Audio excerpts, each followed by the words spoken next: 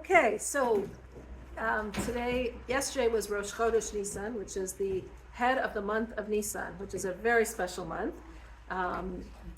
It's interesting because when we think about the head of the Jewish year, what do we consider the head of the Jewish year? Tishrei, right? Tishrei, Rosh Hashanah, the high holidays, that's the head of the Jewish year. And yet when we are talking about the month of Nisan, in the Torah it's called Rosh Chadashim. It's the head of all the months. So which is it? Is it Rosh Hashanah, that's the head of the year? Or is it Nisan, which is the head of all the months? And in fact, when you count the months, like each month has a number, right? So Nisan is number 1, right? Nisan Iyar is number 2. When you get all the way to Tishrei, that's actually number 7 in the Torah. It's the 7th month. So which one is the head of the year? And what is the head of the year? I mean, when we look at the head of something, the head of a person is the place where you have the focus, the place that you decide how things are going to be. The head is what makes the decisions and then tells the various limbs of the body to go and do the things that it's telling them to do. So it's kind of the center point. It's kind of the place where you are having that decision making, that consciousness, and then based on that consciousness is going to be the actions that you're going to be doing. And that's what a head is supposed to be. It's supposed to be the time that you think about the meaning and the point and the purpose. And then that's why so many people make New Year's resolutions at the beginning of the year. They don't always follow through with the resolutions, but that's what we do, right? So it's interesting that we seem to have in Judaism really 2 heads, because we have the head of the year, but then we have the head of the months. So we had the head of the year is Rosh Hashanah, the high holidays, but the head of the months and actually the first month, according to the Torah, is Nisan. So what does this really mean? What does this really mean in terms of which is really the head, the beginning, the head and the beginning of the months and the year? So really what we can see from this is that we have a head of the year and we have a head of the months. When we look at the creation of the world, we know that the world was created on, anyone?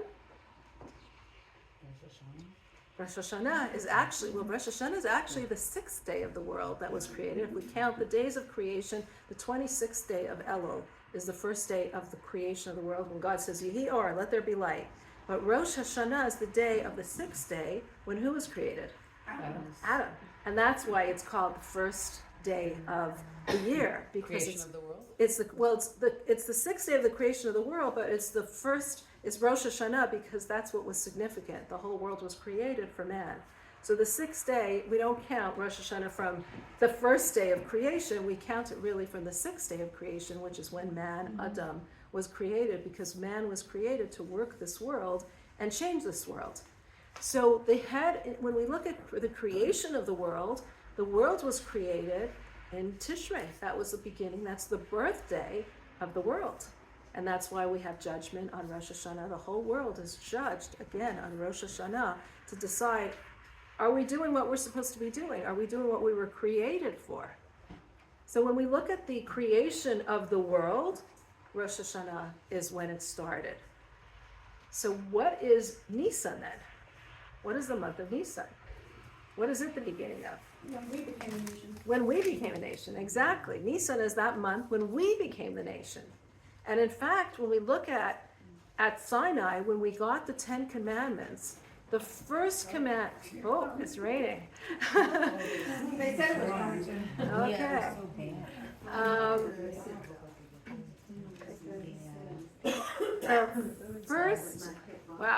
The first says rain is a sign of blessing, so we're here for blessing. The first commandment that we were given is It's like sideways.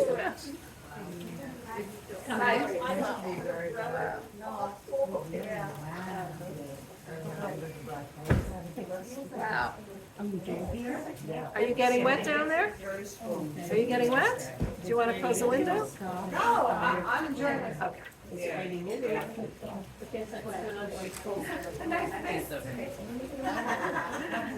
Okay. So when we look at the 10 Commandments, which we got at Sinai when we became God's nation. When we look at the first commandment, it says, what? What's the first commandment? I am God, your God. I am God, your God. How does God describe himself? Took you Out of Egypt. Exactly. I am God, your God, who took you out of Egypt. And you would think that if God is talking about himself at Sinai and describing himself, what should he say? I am God, your God, who created this world. Why is he talking about who took you out of Egypt?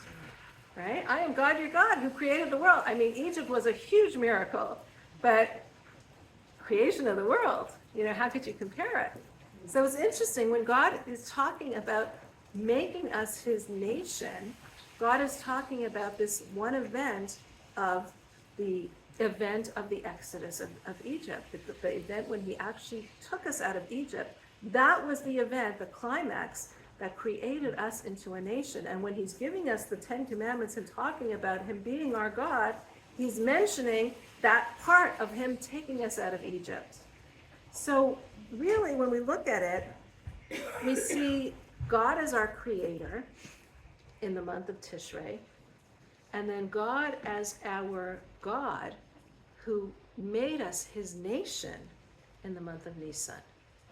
It's a change in the dynamics.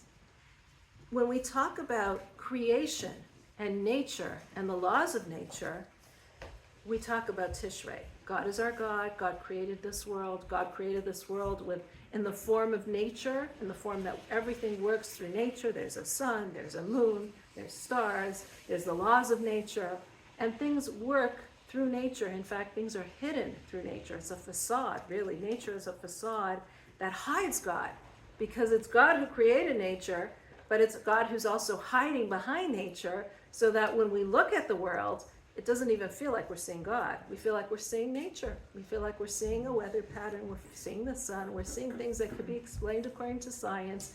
It's God who created this whole pattern and this whole system, but what we're seeing is just the system. So God is almost hiding behind that system. Comes the month of Nisan, and this is already in the year 2448 after creation. So we're talking about 25 centuries after creation. And God is saying, okay, I created the nature, but look what I'm going to be doing. I'm going to be changing nature. The nature that I created, I'm now going to be changing. I'm going to show myself to you in the form of a miracle, in the form of the miraculous. And not only one miracle, but miracle after miracle after miracle, with the 10 plagues and the Exodus and the splitting of the sea. And then soon after that, the month of Shavuot, the month of Sivan, where God actually appears to us, we have thunder and lightning and God appearing to us. So God is breaking through that facade of nature and revealing himself to us and telling us something incredible, that you are my nation and you are a miraculous nation. The Jewish people are a miraculous nation that breaks through creation, that doesn't go according to creation. We are the nation that is a miraculous nation. The fact that we are here so many centuries later, so many millennia later, after all that we've been through, that alone is a miracle. Nation after nation after nation trying to destroy us, and we're still here. We are a miraculous nation. The fact that we have the strength to stay true to what we are is a miracle. When did this all start? When did this miraculous nation start? In the month of Nisan, which means, what does the word Nisan mean? Nes, which is miracle, right? Tishrei comes from Rosh, it's the head of creation. Nisan comes from miracle, because this is the month of the miracles. Now, in truth, though, when we look at the creation of the world, it says that God actually created the world. There's a difference of opinion in the Talmud, whether the world was created in Tishrei or whether the world was created in Nisan. And the consensus was God, and again, we don't really understand what this means, but symbolically, God thought of creating the world in Nisan, and then he actually created it 6 months later in the month of Tishrei. So the thought entered God's, so to speak, mind, even though God doesn't have a mind, but in some spiritual realms, the thought of creating the world happened in Nisan, but it didn't actually become concrete until the month of Tishrei. And when we look at the Exodus from Egypt, it says 6 months before the Exodus, what happened? The hard work, the hard labor stopped. 6 months before, which means, in which month did the hard labor stop? Tishrei. In Tishrei. So we weren't actually freed in Tishrei, but there was an aspect of that freedom in Tishrei. Because the harsh work, the terrible, back-breaking work that the Jews were subjugated stopped in Tishrei. But then it took until Nisan, until we were actually freed from Egypt, till the Exodus happened. So we see that really the natural and the supernatural, the Tishrei and the Nisan, the head of the year and the head of the months, the God as our creator and the God as our miraculous God are intertwined. And the reason why they're intertwined is because even though we are a miraculous nation as the Jewish people, as we said, we were birthed in the month of Nisan, which is a miracle, which is a month of Nisim, of miracles, but what we are supposed to be doing is working within nature. So we are a miraculous nation, but we're supposed to be working through nature. The whole purpose of our creation and the whole purpose of the creation of this entire world and our working in this world is to make this world a dira, a dwelling place for God. A dira b'tachtainen, it's called. A dira in the lowest realms. This is the lowest realm. There's all these different realms of creation, and the physical world is the lowest level, where God is the most hidden, where God is so concealed. As we said, God is concealed in nature. He's concealed in the facade of nature, in the facade of the whole system of the world. But in that whole system, we're supposed to peel away the layers and uncover God. Now, how can we do that? How can we do that? You know, when a person, it says in the Talmud, a prisoner cannot free himself. When you're a prisoner somewhere, there's no way that you can get free. And what this means is, in general, when a person is a prisoner of any situation, you can't free yourself. You need somebody to come and help you. You need someone to come and extricate you. You're stuck sinking. You can't get yourself out of it. You need someone to give you the hand and help you to pull you out. And the same psychologically. You're so stuck in a situation. You're such a prisoner of a situation that you feel like it's just so overwhelming, so all-encompassing. You just don't know where to find yourself, where to find a solution. You don't know what to do. There's such darkness all over you, all around you, all-encompassing you. What do you need? You need someone to put their hand out and say, come, grab it, grab it. You need to do the work of coming out, but you need somebody to give you that hand. So a prisoner can't free themselves. And this is whether it's psychologically, physically, we can't get ourselves out. So how is it that if we are in this physical world, and we're all in this physical world, this world that is this facade, this world that is full of this veil of nature, where there's these systems in place, so we don't see God, we don't see spirituality, we don't see beyond the facade of the physical nature, how is it possible for us to extricate ourselves from it, to get ourselves out of it? How does God expect us, physical beings, to bring godliness into this world? We said the whole purpose of our creation and the creation of this world is to make this world a place for divinity, to find godliness, to find spirituality, to find meaning and purpose in it. But how are we supposed to do that if we're such physical beings?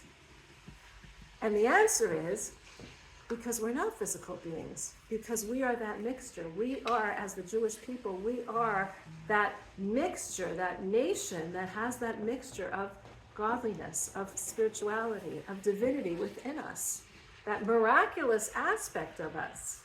So we're not just the physical, we are actually the miracle, the spiritually miracle.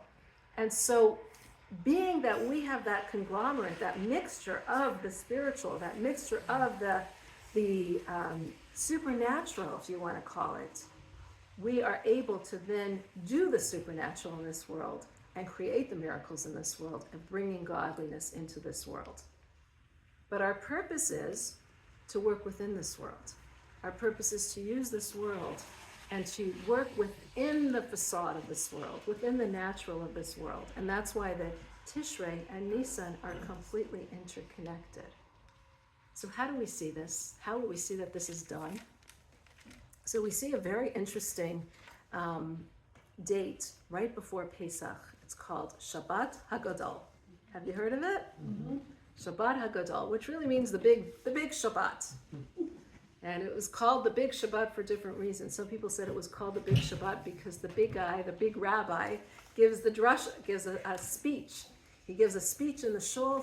Gadol gives a speech all about the laws of Pesach, and he gives a whole lecture about Pesach. And this is the important speech on Shabbat HaGadol. But there's more to it. What happened on Shabbat HaGadol? So we're told that on Shabbat HaGadol, which in the time of the Exodus was actually on the 10th of Nisan, the Jewish people were told to take a lamb and bring it into their home and tie it to their bed and to prepare it because this was going to be the Paschal sacrifice. This is going to be the Pesach sacrifice that they're going to be sacrificing on the 14th that night, on the night of the eve of Pesach. And when they took in this Pesach sacrifice into their homes, the lamb was actually one of the Egyptians' deities, one of their gods. So the Egyptians would see that the Jewish people are taking this lamb into their homes, their god into their homes, and this was a terrible desecration, tying the lamb to their bedpost so that it doesn't run away, but it stays there so that they can then use it later on for the Pesach sacrifice. And the Egyptians would say, "What's going on here? What are you doing?" And the Jewish people would tell them, "This is going to be the sacrifice that we're giving to God when he takes us out of Egypt, because God is going to be taking us out of Egypt. And God is going to be doing the last makkah, the last of the 10 plagues, which was makat b'chorot, where God was killing all the firstborn, all the eldest of the families. And when the Egyptian eldest, when the firstborns heard this, when the Bechorim heard this, they got very, very scared. And they said, "Oh, hold on. We know that when they threatened all the other miracles, all the other plagues, they happened. If they're going to threaten that we're going to be killed on the night that God is going to take the Jewish people out of Egypt, that means that we're going to be killed." And so what did the Bechorot, these firstborns, do? It says they actually waged a war, a revolt against Paro. They waged a revolt. They said, either you let the Jewish people out, or we're going to protest against it. We're going to revolt against you, because we're not going to stand for this. This means this is going to spell our death. So they revolted against Paro. That's Shabbat. And that's why it's called Shabbat HaGadol. The Gadol, the firstborn, was waging this revolt. It also is the time that in the Haftarah of that week, of Shabbat, the Shabbat before Pesach, we read about Mashiach. And we read the words, this is going to be Hayom HaGadol V'Hanorah. It's going to be the great and awesome day, is the day that Mashiach is actually going to come. And so from that word Gadol, we also get the word Shabbat HaGadol. Now there's a connection to all of these things. And one more thing, which is the 10th of Nisan is actually the yahrzeit of a very special woman. Anyone know who? Okay, it was the yahrzeit of Miriam. Yes, very good. The yahrzeit of Miriam. Miriam was Moshe's sister. Moshe was her brother. Miriam was the sister of Moshe and Aaron. And Miriam, as if we remember, as a little girl, she was standing to see what is going to happen to her baby brother, right? When her mother put her brother in the river, she stood there to see what's going to happen to him, because she prophesied that this is going to be the savior of the Jewish people. And she stood there waiting, and as she waited, she saw Batya coming and stretching out her hand. Batya, the daughter of Paro, stretching out her hand and saving this baby. And she ran over to her and she says, "Oh, are you looking for maybe a Jewish nursemaid to nurse her?" And she was able to take Moshe back to her own mother, who then nursed him for the first 2 years of his life. So Miriam was that child who was waiting, who said the prophecy about this is going to be the savior of the Jewish people, and she actually witnessed it. Miriam also was the one who encouraged the Jewish people to take out the tambourines out of Egypt. And she said, let's be prepared, because God is going to make a tremendous miracle. Let's be prepared for that time when he makes that miracle. And that's why when the Jewish people left and they crossed the sea, it says after the sea split, the Yam Suf split, the women sang a song. The men sang a song and the women sang a song. And the song that the women sang was even greater than the song that the men sang. How was it greater? It says, because the women took out their tambourines. And where were these tambourines from? The women had prepared these, shockingly, when the Egyptians were enslaving them, when they were in the bitterness of the exile. They had this faith. They had this understanding, this realization, this visualization that God is going to free us. They had this emunah, this tremendous faith in God, that God is going to take us out of this terrible land, and God is going to free us, and we want to be adequately prepared for that time, so we need to prepare those tambourines. And who inspired the woman with that? Miriam. Miriam, with her faith and her fortitude and her resilience and her tremendous strength and connection to God, she was the one that was able to fan that spark of faith in the Jewish people. And we see this from the very time that Miriam was a little child. It says when she was just a little girl, she stood up to Paro and says, woe to you, bad, you're such a horrible king, woe to you, well, I can't wait to see what's going to happen to you, because you're going to be punished so terribly. And Paro wanted to kill her, and her mother says, are you going to do this? Are you going to listen to a little child who talks like that?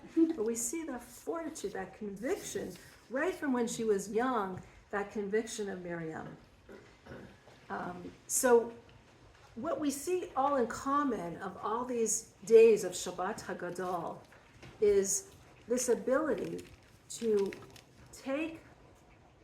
work through nature, which is what we were talking about, the month of Nisan is, and the month of Tishrei, how the Jewish people are a conglomerate. They're a mixture of the miracle and the natural. We're the natural, but with the miracle and the supernatural is superimposed upon us. And we see that on Shabbat HaGadol. The fact that the eldest Mitzrayim, the Bechorim of the Mitzrayim, stood up and revolted against Paro was a tremendous miracle. It was a miracle, but it was a miracle that was clothed within nature. It was a miracle that they stood up against Paro and said, we're revolting against you. But it was a kind of miracle that's completely enclosed in nature, and where you see that the evil itself has been transformed into good. See, there's two ways of overcoming evil. You can just overcome it and totally eradicate it and get rid of it, or you can actually change the evil into something positive. And this is true when it comes to our own personality traits that we're trying to work with. We can either completely suppress a part of ourselves and just leave that part of ourselves, right? Which isn't the ultimate, though. The ultimate is to take your whole self and transform it. So, for example, people who have a past, people who have a difficulty from a past, a trauma from a past, you can either forget about it, close that door on the past, completely close it, lock the door and throw out the key, right? And never want to look at that trauma again. But that's not really the healing that is what we're supposed to be doing. The ultimate healing is when you can take that trauma and use it now to become the person that you're going to become. When you can look that trauma in the eye and say, I faced that trauma and now I'm a stronger person because of it. I'm a changed person because of it. And when we can do that for our own failures and challenges in our own lives, that's really the ultimate of what we're supposed to be doing. Take the challenge, take the failure, take the mistake that you made, take the time when you really are so embarrassed about how you acted, and learn from it, and develop that, and become, because of it, the person that you're meant to be. That's the greatest. Well, That's called growth, yes. That's real growth. That's called real growth, exactly. Not that you take the lock and you lock it and you throw out the key and you don't want to even look at it and you don't want to face it. This is what growth is all about. And so this is what we see happened in Egypt. That the Egyptians, the Bechorim, the firstborn, had that transformation. They were steeped in this negativity of Egypt. They were steeped in the culture of Egypt. And they were terrified because if you remember, what's Egypt known for? What's Mitzrayim known for? What are things that, the wonders of Egypt that we still have till today? The pyramids? The pyramids, right. So let's think about the pyramids. And this really depicts what their culture is all about. The pyramid is wide on the bottom and narrow, till the top is like a point, right? And this really depicts what their whole society was based on. Everyone was the bottom, that was like all the people. The people on top of them were the ones that were their warlords, the people that were managing them, that they were terrified of. The people on top of them, it was like a tremendous hierarchy, a hierarchy in society. And then the very top of the pyramid was Paro. He was the one that everyone had to answer, and everyone was terrified of this Paro at the top. That's why he made of himself like a god. He considered himself like the god of Egypt. And that was that's the symbol of Egypt is the pyramid. And that's how their society was built.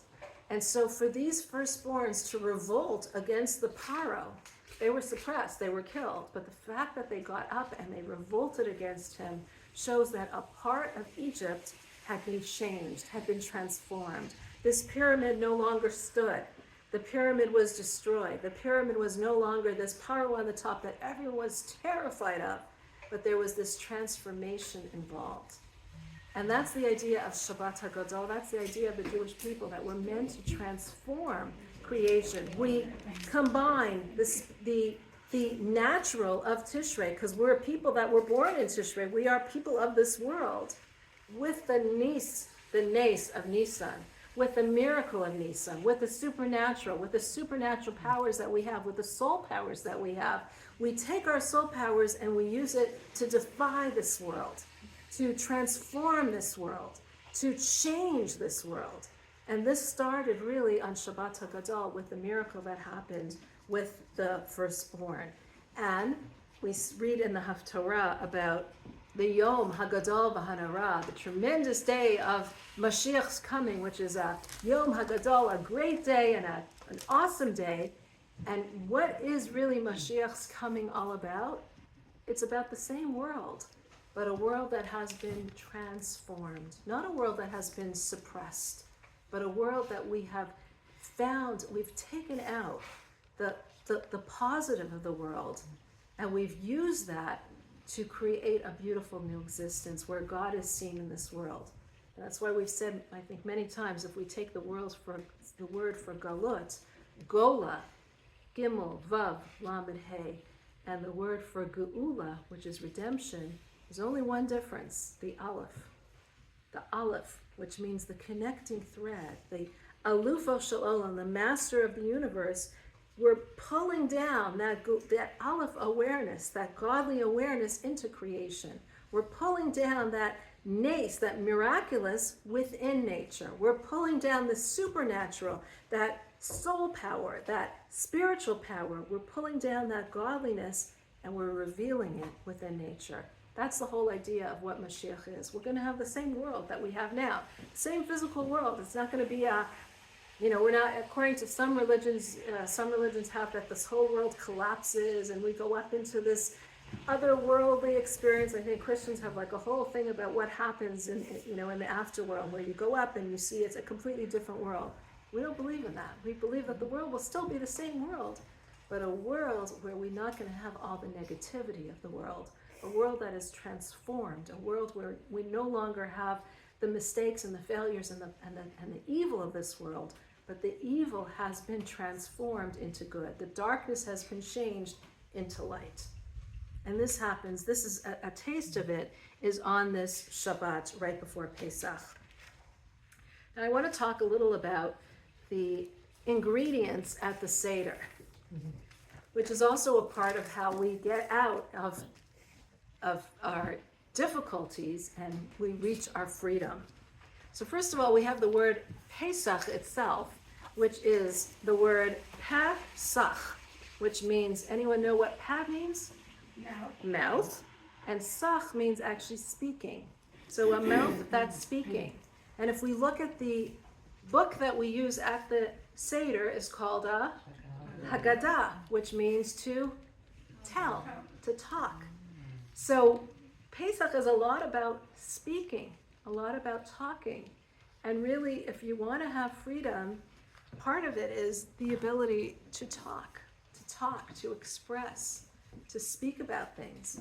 When you hide what happened in the past, that's the worst thing. It's when you have that ability to shine a light on it, to speak about it, to think about it, to think about the situations that you were in and the situations that you are now. That enables you to understand what is freedom and how you personally got to that freedom.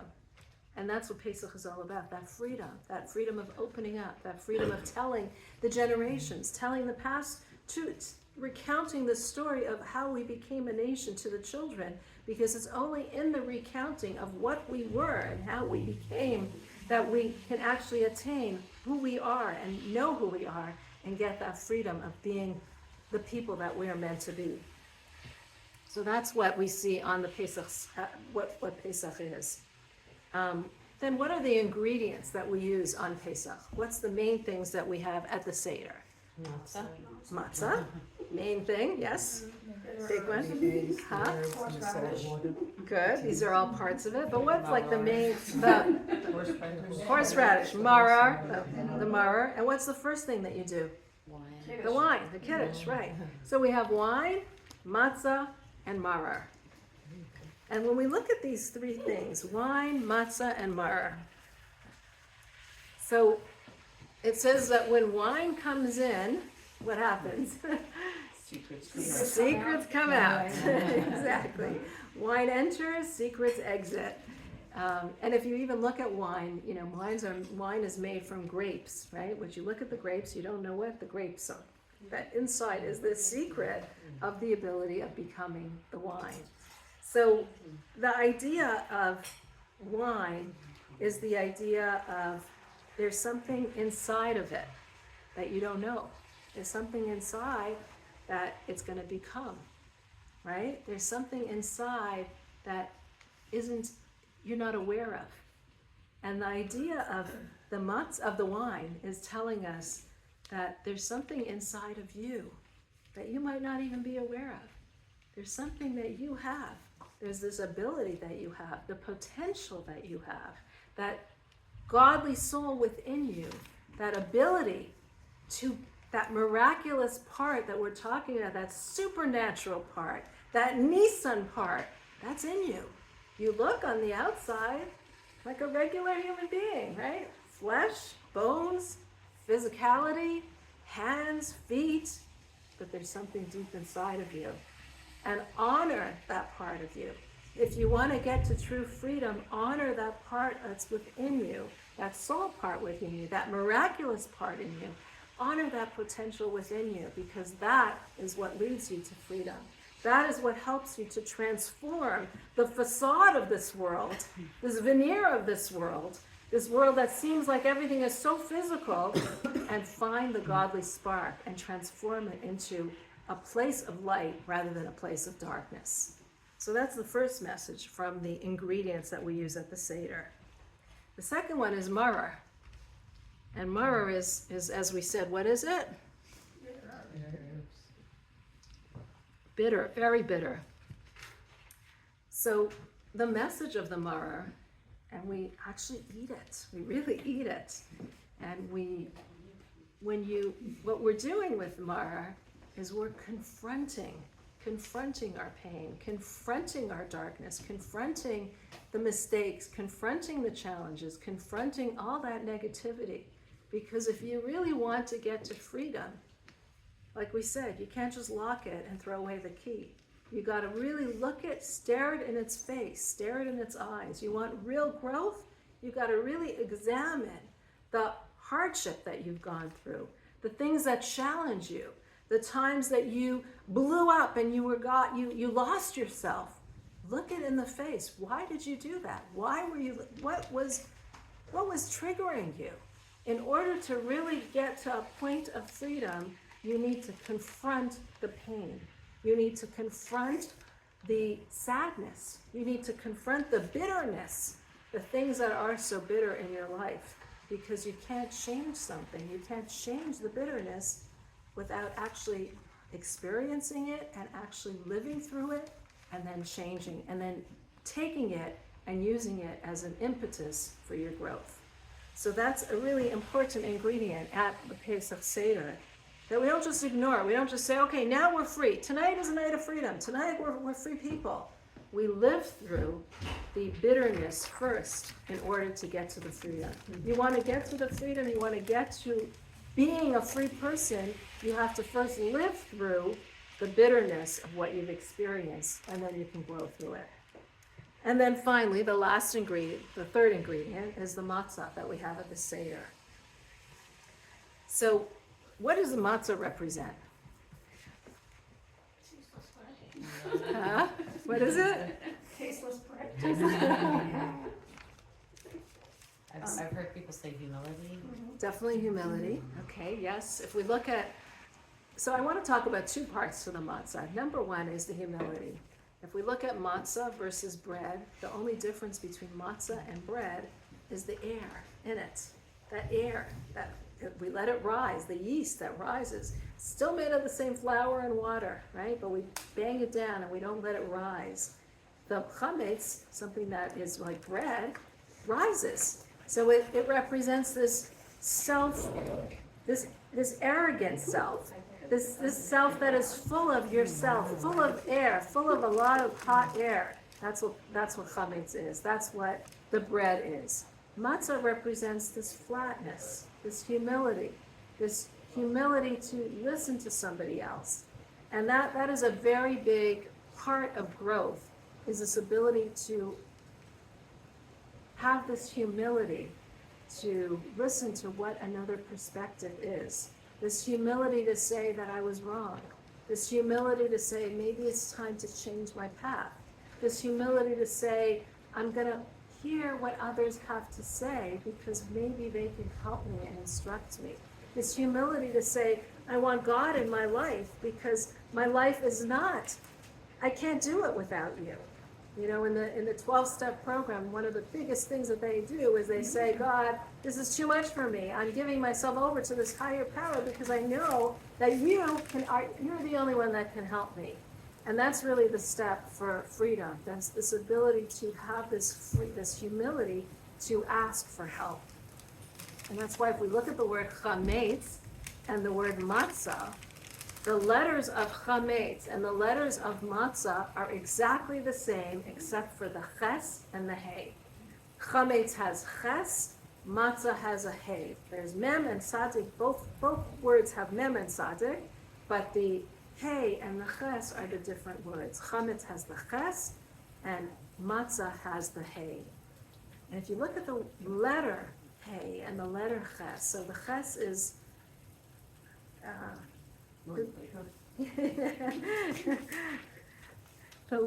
yeah, go ahead. The ches is like a box, just as open on the bottom, right? It's a ches. It's a box on all sides, just open on the bottom. Thank you. Very artistic. Okay, we have the ches and the hey. Can you see it? Can you guys see it? The ches and the hey. So the ches and the hey are very similar.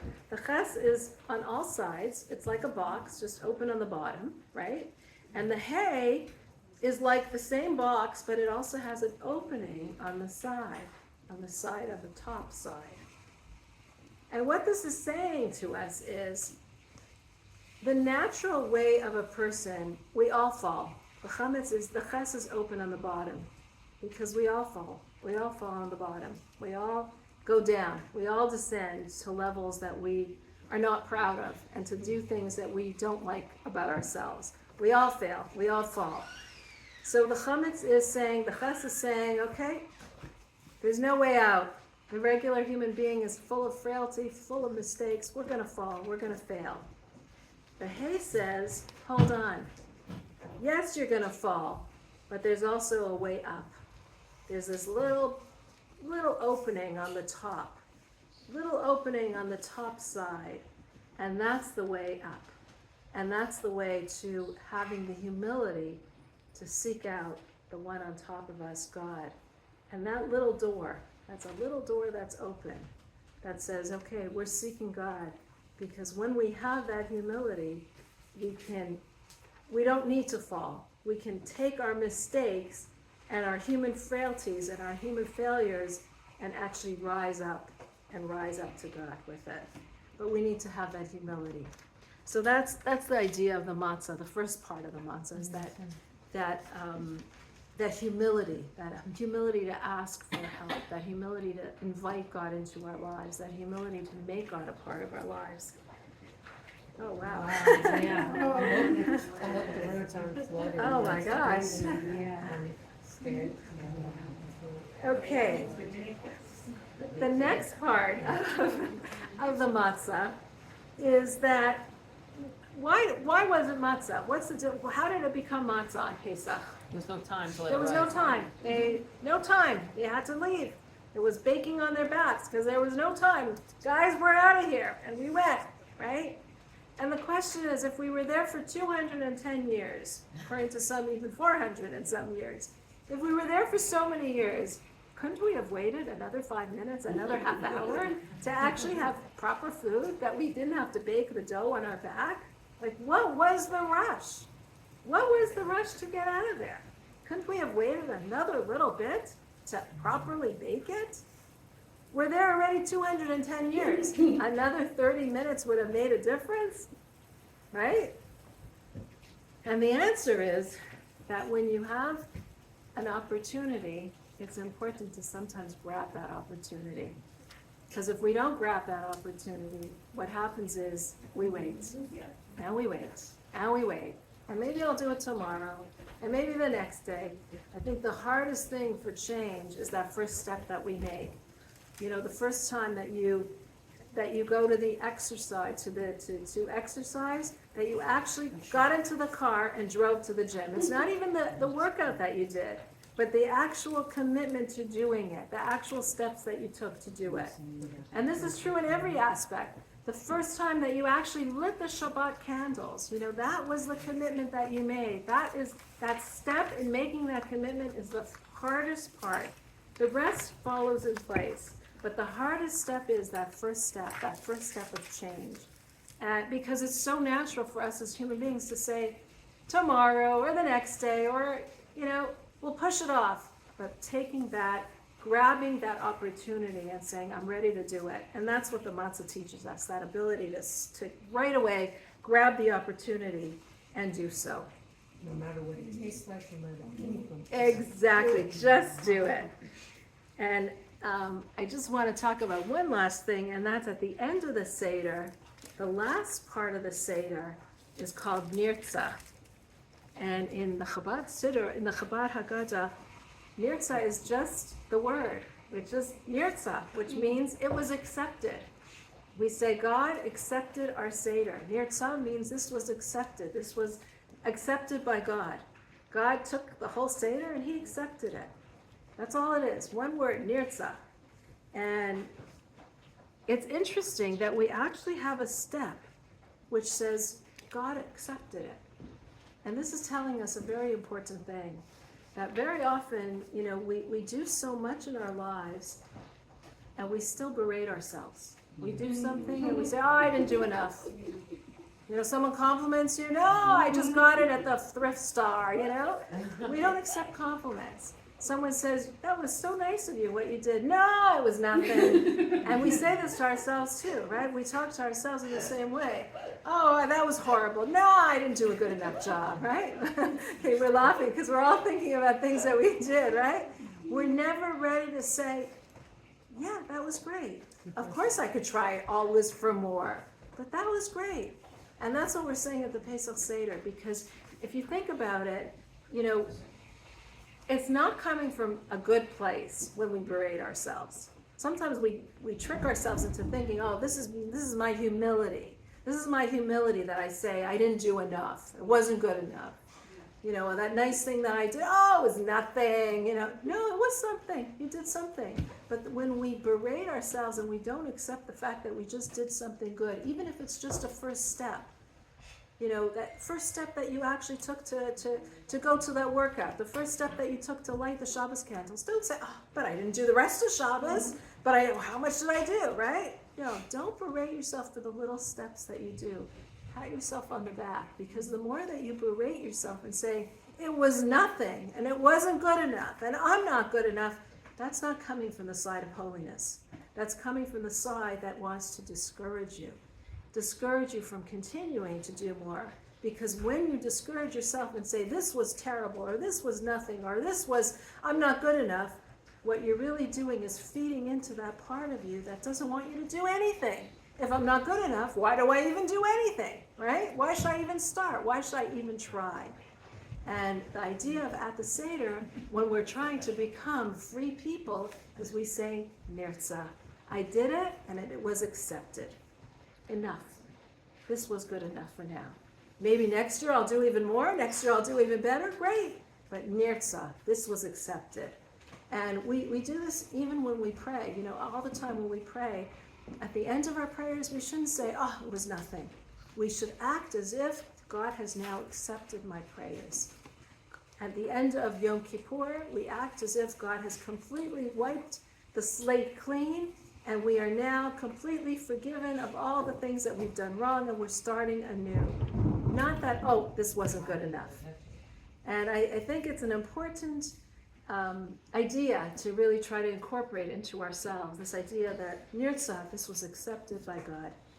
And I wish you all that you celebrate Pesach, that we should all celebrate Pesach already in Yom HaGadol VaHaNorah, and when there's already, Mashiach is already here, and that we should literally see with our eyes how Nirtzah, how all of our efforts were really there, getting personally and collectively bringing us to the situation where God has accepted all of our prayers and all of our efforts over all these many, many centuries, and we should be able to see it with actual physical eyes in this physical transformed world.